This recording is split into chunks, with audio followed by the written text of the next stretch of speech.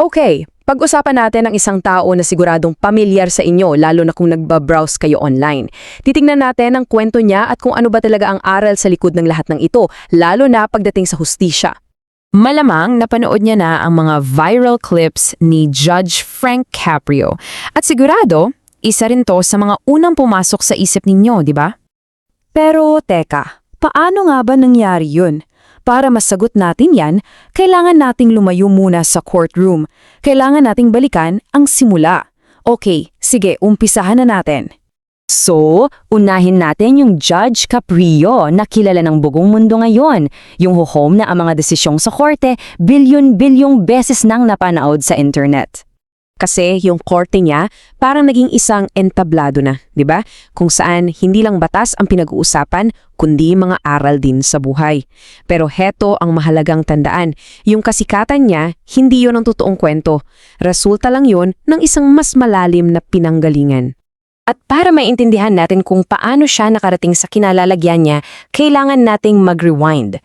Dahil ang paglalakbay niya, hindi yan nagsimula sa isang magrabong law school. Nagsimula ang lahat sa lansangan.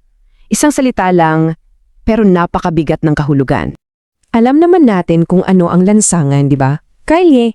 Pero dala-dala ng salitang yan yung hirap, yung pagsisikap. Galing kasi siya sa pamilya ng mga imigrante, kaya yung kabataan niya hinudog ng puro trabaho, hindi ng anumang pribileyo.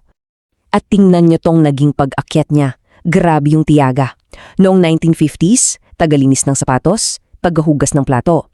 Pagsapit ng 1960s, naging guro muna siya sa public school. 1965 siya nakapagtapos ng law school. Pero inabot pa ng 20 taon, 1985, bago siya na-appoint bilang chief judge. Hindi ito overnight success. Alam mo yon? Ito yung pinaghirapan talaga. So ito ngayon ang tanong natin. Paano hinuhubog ng karanasan ng isang dating tagahugas plato at guro ang pag-iisip ng isang hukom? Diyan nakasalalay ang lahat. Kasi yung nakaraan niya, hindi lang yan basta background story. Yan mismo ang naging pundasyon ng kakaibang niyang pilosopiya sa paghatol. At tinatawag itong jurisprudence of compassion o sa mas simpleng salita, isang klase ng hustisya na bago tumingin sa kasalanan, tinitingnan muna yung tao at yung kwento sa likod nito. Yung pagtatanong ng bakit? At dito, kitang-kita natin yung dalawang magkaibang pananaw. Sa isang banda, nandyan yung hustisya na nakatuon lang sa parusa. Ang tanong, ano ang ginawa mo? Sa kabila naman, yung hustisya na nakatuon sa pag-unawa. Ang tanong, bakit mo ito ginawa? Malinaw kung saang panig si Judge Caprio, di ba?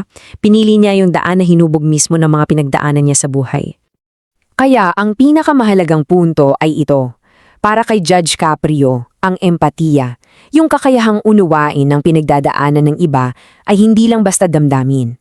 Para sa kanya, isa itong critical na piraso ng ebidensya.